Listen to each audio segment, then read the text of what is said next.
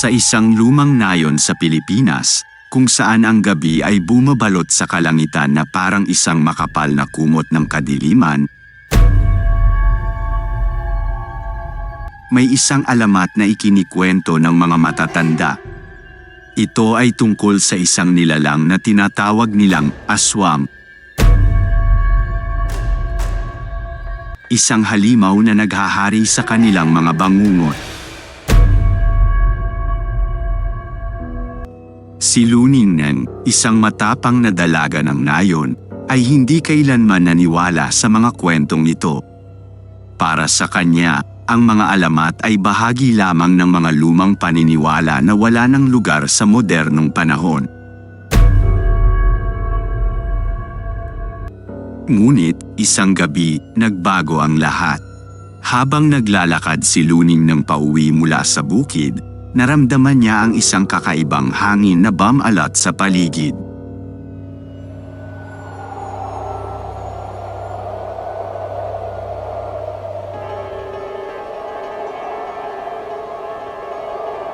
Ang mga dahon ay biglang tumahimik at ang karaniwang ingay ng gabi ay nawala.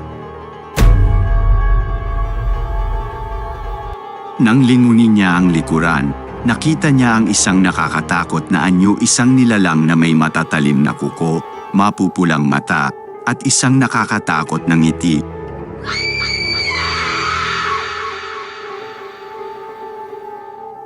Napagtanto ni Luningneng na ang alamat ng aswang ay hindi lamang kwento. Ito ay totoo at ngayon, siya ay nasa harap ng isa. Nang walang pag-aalinlangan, kinuha niya ang kanyang itak at humanda sa isang labanan na hindi niya inakalang mangyayari sa kanyang buhay.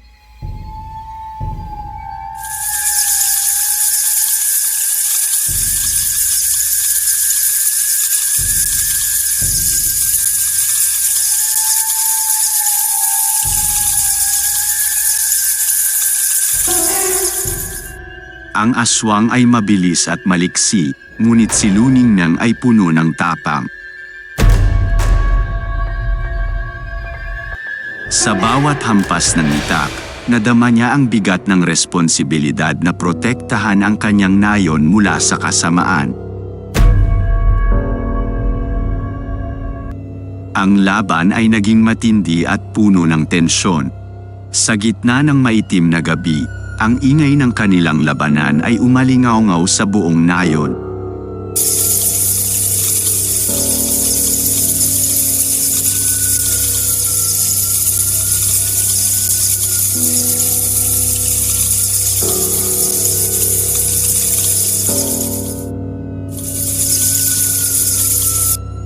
Ang mga tao na nagising sa kanilang pagkakatulog ay dali-daling nagtipon, dala ang kanilang mga sulong at sandata.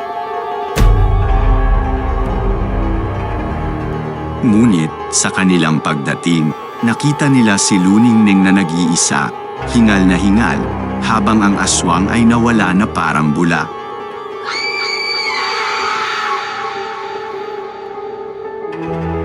Hinabol ko siya, ngunit mabilis siyang nawala sa dilim, hingal na sabi ni Luningneng. Ang mga matatanda sa nayon ay nagbulungan, alam nilang hindi ito ang huling pagkikita nila sa halimaw.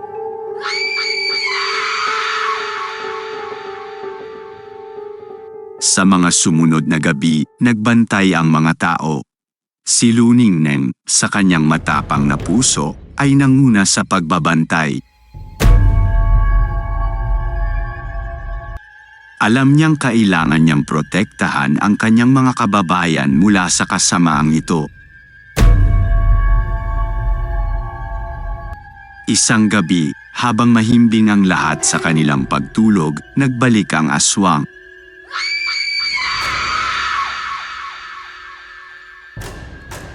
Ngunit sa pagkakataong ito, hindi na siya nagtago sa dilim.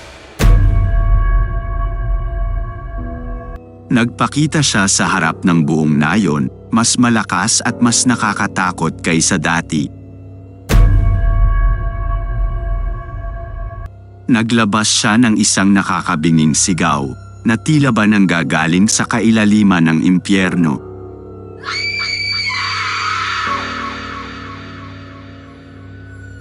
Ang mga tao, bagamat takot, ay nagtipon-tipon at lumaban.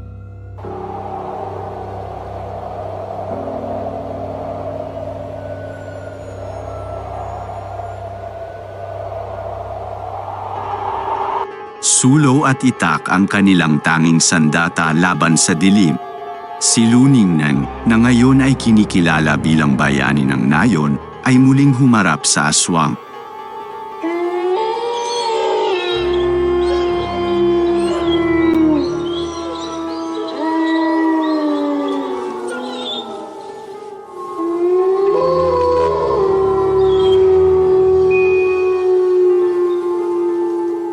Sa pagkakataong ito, may dala siyang isang anti-gang anteng-anteng na pinaniniwalaang may kapangyarihang magpalayas ng masasamang espiritu.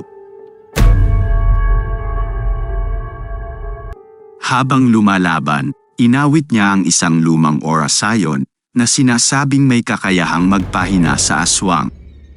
Ang labanan ay naging mas matindi, ang bawat hampas ng itak ay may kasamang dasal at pag-asa. Sa wakas, sa isang makapangyarihang hampas na may kasamang orasayon, natumba ang aswang. Naglaho ito na parang usok, at ang dilim ay biglang napalitan ng liwanag ng bukang liwayway.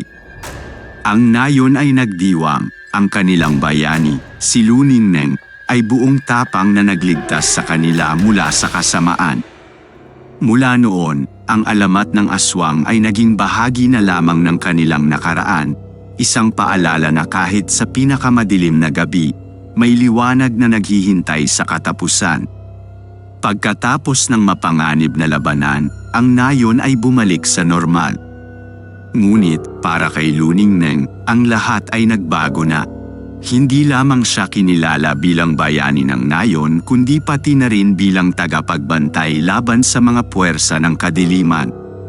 Sa mga sumunod na buwan, si Lu Ningneng ay nagsanay palalo sa pakikipaglaban at pag-aaral ng mga sinaunang kaalaman. Nalaman niya na hindi lang pala ang aswang ang nilalang na kailangang bantayan. Marami pang ibang nilalang ang gumagala sa kanilang lupain, at handa siyang protektahan ang kanyang Nayon laban sa kanila. Isang araw, dumating ang isang estranghero sa Nayon. Siya ay may dalang babala tungkol sa isang malakas na engkanto na nagbabalak na sakupin ang kanilang rehiyon. Ang engkanto, ayon sa kanya, ay may hukbo ng mga nilalang na mas malakas pa kaysa sa aswang. Nang marinig ito, si Lu Ningneng at ang mga matatapang na kababayan niya ay nagpasyang harapin ang bagong banta. Nagtipon sila ng mga mandirigma mula sa iba't ibang nayon at nagsanay para sa nalalapit na labanan. Habang lumalapit ang araw ng labanan, si Lu Ningneng ay nagkaroon ng panaginip kung saan lumitaw ang isang mahiwagang diwata. Ang diwata ay nagbigay sa kanya ng isang mahiwagang sandata, isang espada na may kapangyarihang magpalayas ng masasamang espiritu. Gamit ang espada, nanguna si Lu Ningneng sa hukbo ng mga mandirigma sa labanan laban sa engkanto at sa kanyang hukbo. Ang labanan ay mas malaki at mas mapanganib kaysa sa kanilang inaasahan, ngunit puno ng tapang at determinasyon ang bawat mandirigma. Sa gitna ng labanan, nakaharap ni Lu Ningneng ang engkanto. Ito ay isang nilalang na may malakas na kapangyarihan, ngunit hindi ito natinag kay Lu Ningneng. Sa isang matapang na laban, nagamit niya ang kapangyarihan ng espada at tinalo ang engkanto na nagdulot ng paglayas ng kanyang hukbo. Nagdiwang ang buong rehiyon sa kanilang tagumpay. Si Lu Ningneng, na ngayon ay kilala bilang tagapagtanggol ng Nayon, ay naging simbolo ng lakas at tapang. Ang kanyang kwento ay ikinwento sa bawat henerasyon, isang paalala na sa puso ng bawat tao ay may kakayahang harapin ang anumang hamon, gaano man ito kadilim. Alright, maraming salamat po sa sumubaybay. See you next upload.